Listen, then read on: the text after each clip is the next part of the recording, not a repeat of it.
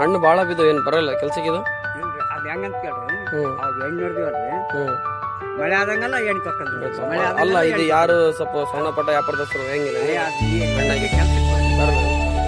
ಮತ್ತೆ ಹಂಗೆ ಬಂದ್ರೆ ಇದು ಊಜಿ ಒಣ ಯಾವ್ದಾರ ಬರಲ್ಲ ಅದ್ರಾಗ ಇರ್ತಾರೆ ಅದು. ಬಟ್ ಏನಪ್ಪಾ ಅಂದ್ರೆ ಇದು ಹಸೆಕಾಯಿಗೆ ಲೆಕ್ಕ ಇದೆ. ಹಸೆಕಾಯಿನ ಆಪಲ್ ಬಾರಣ ಹಸೆಕಾಯಿಗೆ ಲೆಕ್ಕ ಇದೆ. ಇದ್ರಾಗ ಇದು ನೀರನ್ನು ಕೂಡ ಹಾಕಿರಿ ನೀವು.